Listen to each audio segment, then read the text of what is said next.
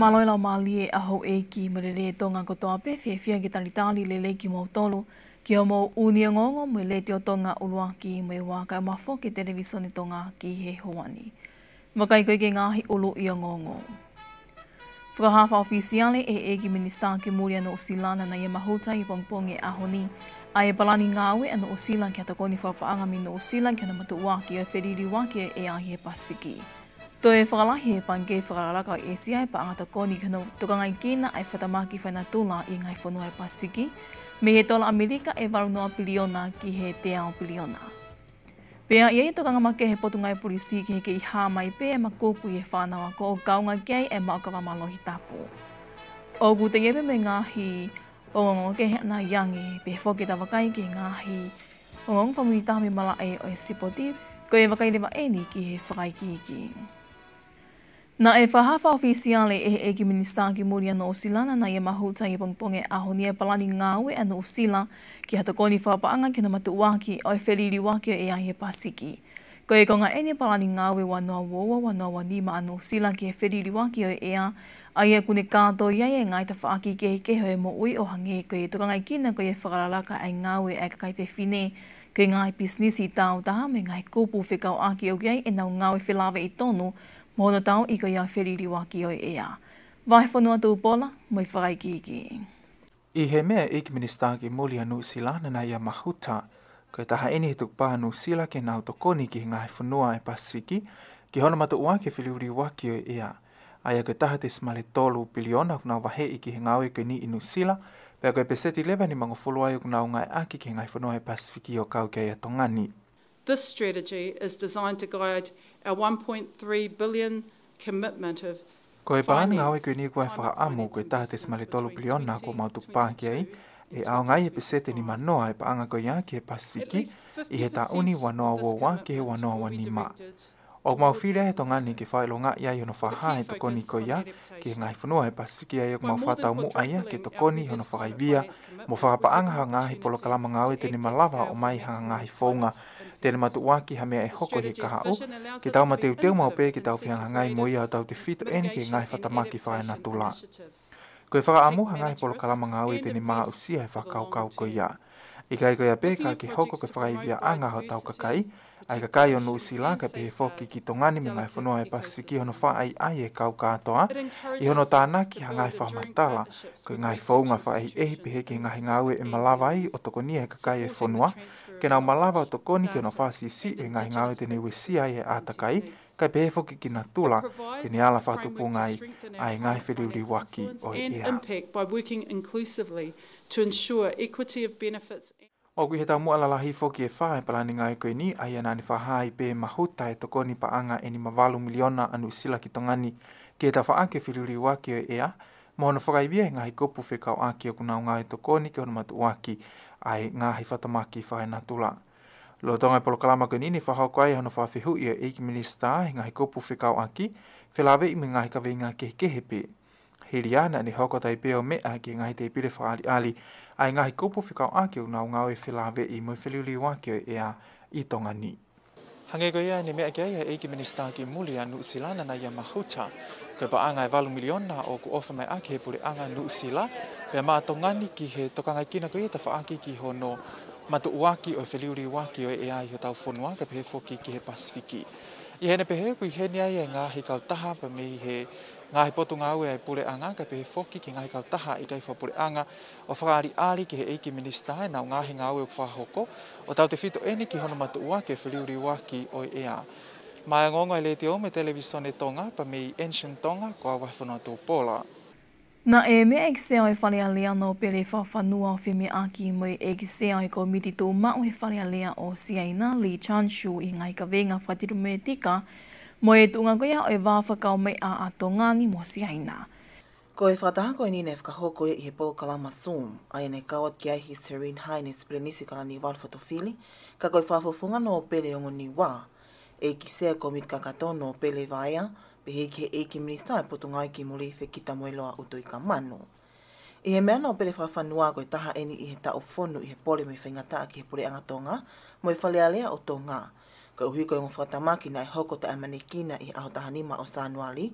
I he mahino a hono whehu ia e mamani kotoa. Pe oku keitu o ka atonga, i he motuhia ko ia whetu utaki pena i kamata ke puputu o e ngahi whakaukau ai tonga. Kai tālunga mo ngahi tokon whawawave mai me ngahi whanua o knau tu utafa ake ki tongani, ko e tokon iofi o kau kia siaina i he tokonia a tongani o i kai ngata pe i he tokon whapaanga, ka ko e tokon kehe o au ke he mea tokoni, vai mea ngawe ke tokoni ki hono whamaa opo ngahi mau me he peau kula mo e fu, pe ki ngahi tokoni i he sektoa kehe pe. Na e mea ano pere whawhanua o whamalo kia Sanshu i he ngahi tokoni ko eni, mo e kei tauhi ai ngahi tukupaha i he whingawe akilelei i he whawhakau mea ai o ngofunua. I kai ngata ina toi tokoni a sea ina o whanau e ngahi mea ngawi wha teknolosia ke whalealea o tonga, pe au au ngalahi a ke kau whafofonga ke nau ngawe aki i he taimi o whakahoko ai whemea aki. Kai kehena mea e ki sea komiti tu uma o whalealea o sea ina Lee Sanshu, o iai e whakaamu ke kei hoko atu pe ai whawhengawe aki a tonga mo sea ina, ke te mālohi ange mo whaofi i he kaha o.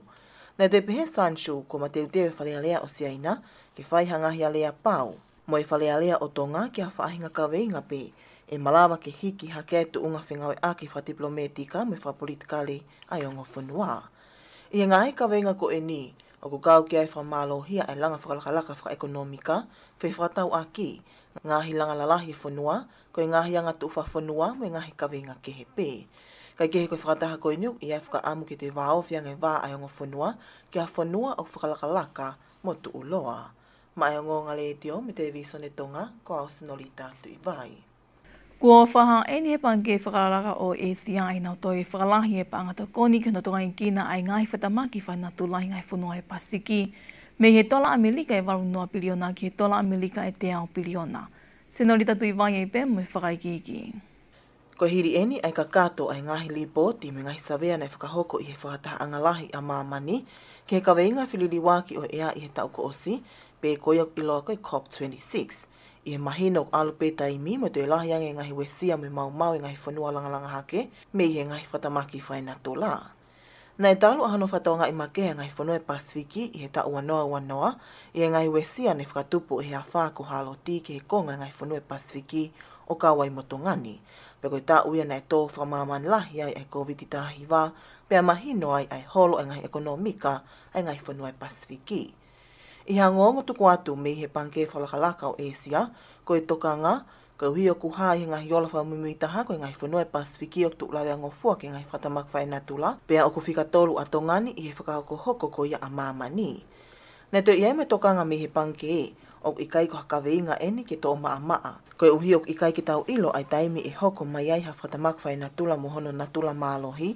ka oku whie mau ai mo ui mateu, mo tō mamafa e kakai ngahi whanua e Pasifiki ai kawingani, ko uhi ko ngahi whanua iki ki tau tolu pe oku tau tuulawe angofua au pito ki he mau lahi pe wesia me iha whatamaki whainatula. Ko tola Amerika e te au piriona ko toi whakalahi ko e paanga tokonia ki ngahi whanua e Pasifiki, ke langa ai ngahi whanua ki hatu unga au toi mālohi ange ngahi whale, o malawa ke matu he kina mālohi o ngahi whatamaki whainatula. Kai ke iai whoke tokanga mai me he panke whakalakalaka o Asia ki tongani ke whakapaanga ngahi polokalamalanga me ngahi wesia mo mau me he hake e peakula mo mapuna ko ia e fu me he mo unga awhi hunga tonga hunga haapai. Mai o ngonga letio me televisione tonga ko a sonorita tu i vai.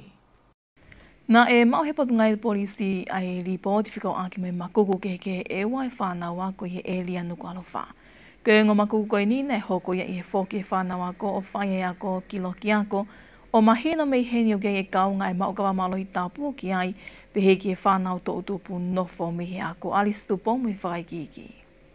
O ko mahino me he ongo makuku koe ni na iai e whānawa i na nau maukawa malohi pe iai me ngahi makuku ia ni ihi, o ko kawa e whanau tō utupu kui kai ke nau toi ako. O ko toi longo ma uiange ai whako whatungia koe put ngai polisi, ki a wato i nau ngau e whātaha, mo vāo whiko ia mai kau pule ako koe ngahi ako, pe ke kau matapule i hono whakaivia ki toi whafoke ngawe koe ni o whahoko i taimi tuku ko ia ai ako, ai ai takai holo ai kau ofisa polisi me kau matapule, i he ngahi e ria koe nuku alofa mo i wheitu koe wanga maheni ke hoko i ngahi makuku, ke whakapapau i kai ke toi hoko hafuhu i ngahi e riani. Nei tuka toi e tapo me pot ngai polisi ki he mātu atau hi whanau, ke nau whahoko a nau whatongia i hono whakapapau i o ki kai kau e nau whanau i ngahi makuku koe ni. I taim tatau kui kai ke popo i e pot ngai polisi e ngai ulunganga tai tau koe ni ke hoko koe uhi hoko eni ke ia e tokanga ma kehe kia ka kai whanua koe uhi ku hoko eni koe we sia ke ngai kolo i he whenga koe ke tauhi e malu hao mo melino ai whanua. E pehea i he pule polisi koe aptanga polisi no kalofa Filipe Fifita i haungongo tuku mai e pot ngai polisi. O ku te tonge toi whakaukau tu aua mau pe ai whanau wako mo tau tupu ki mua penau tuk whahoko ha mea. Kau hiu kui kai ke iai hale leia e mau ka pau whenga pot ngai polisi me kau taki koe ngai kolo ki he mau luta mo merino kai he nima taha o ku kei hoko pe e ngahi makuku. Koe makuku foki koe whamamahi ia pea o kune mau ia ngahi kupu koe ai lau aia koe mea pe iku ki ai kono puke kau polisi o tauhi ke nau nofo o whakaukau ke ngai ulungaanga koe na nau whakahoko pe e kusai pe ikai ka koe mea mahu inga taha koe whahi he whanawa koe nau mo ui mei he la vea. Pea me ai trafika o lahe tongani ki Australia, Princess Angelica na tofu i pe ka hotaritali lele a pastoa a Ecuador. Aia na e whahokai e na whemea aki mawakai e ngai whaunga. Ke whahokai hanga aue piko ha wā whatiro me tika atonga mo Ecuador. Alice Tupo mo i whakaikiki. O ko lahi whoka ngai lele i whema o ke ako me ai a tongani me i koeira. Pea koe tā aina wheme aki lele i kau hie malawa ke ako tongani me i koeira. Ke whaunga koe ki hono malu e na tula, koe a kautu whanua mo ngahi mātanga wha historia e whanua. Ko i koeira whoki koe whanua i whato ke lauhi hifo koea o Amerika tonga, beko South America, ai au tuu mai a Colombia i he tawhaki whato ke lau, ko Peru mai me he tawhaki whahake me whatonga, pea koe o Seni Pasifiki lewa me he tawhaki whahi fō. O kea amanaki lelei koe whemea aki koe ne tahini prinsesi me a pastoa koea a e koeira, e waweni mai pia fotu o hawa whatiblo me tika tongani mo i koeira, ke tā wako me heni a ngahi lelei me au sia koea a e koeira, e ala tokoni ki he anga koe nofo i tongani ke tau tangata o tonga i he kaha u. No tongani na toi mea e tahine prinsesi o tautari lelei ai pe i he wikeni ai ampastoa koea a Austria, His Excellency Wolfgang Lukas Stromeyer ki Australia ai pe i hau wau i loi whiawhi i hono whalanglangi i koea a eiki talawhikaulahi koea tonga ki Australia. Koe o wau i loi whiawhi mau inga eni ki hono kei pātolo ake pe ke toi wau whiangi ai wau whatibula me tika koea a tonga mo Austria pe ki ngai whanua ke he mo komiha ngahi manu ia ma tonga i he kaha o. Nei whama whanau pito ai o wau i loi whiawhi koe ni mo whawhiawhia pe nei kau atu ki hene kautaki ma o lunga koea a Australia i Kenpela hange ko Louise Waterhouse koe konsela whalanglangi senyale ia a tonga ni koe me mipa koea o e whetalolo a Kenpela ko eiki Alicia Payne mai kau whakawhe ke he pē. Ma ngonga le teo mo i televisione tonga ko Alice Tupo. Koe uni o ngongo whalata whanua pia ki e hawani mai panke langa whakalaka koea o tonga tiripi.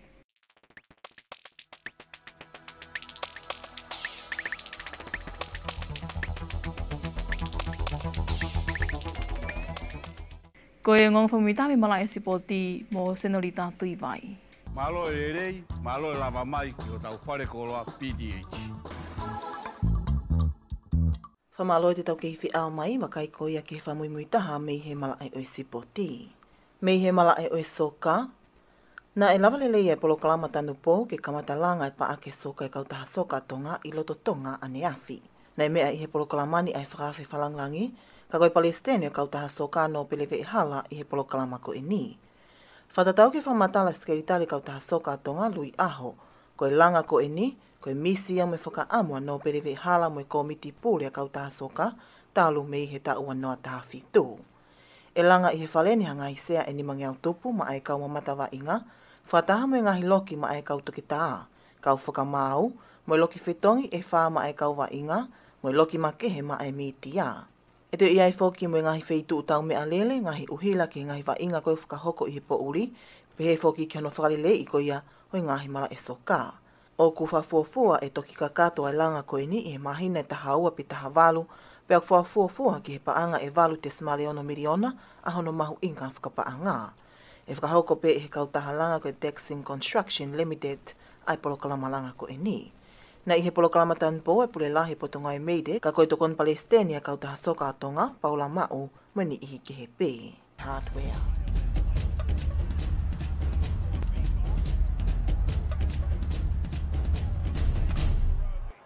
Mo pe tau mawai, te te wakaingi pe hen ki ngā ulu i ngongo. Whahafa ofisiale ki minista ki muri anu usilana na ia mahuta i pongponge ahoni e palani ngāwe anu usila ki ato koni whapaanga minu usila ki hana matu waki ko ia oi whiriri waki o ea. To e whakalahi mai i panke whakalaka o Asia e pangato koni kina tokangi kina ai whaitamaki whaina tola i ngai whanua o Pasifiki me tola Amerika i walu noa piriona ki he te ao piriona. Pea i eto kanga make he potu ngai polisi ki he ki hā mai pe ma kuku i he whānawa ko kaunga ke e ma ukawa malohi tapu. Ko e ka kate pe ngahi o ngongo i lea whakato ngā me leito tonga o loa ki mei waka mawho ki televisione tonga ki he Hawani o ke e whaamune au tanki kotoa pe ngahi o ngongo ni ki rato whare kotoa pe. Whakamāratu ki tau kei whi au mai, ka mo mea.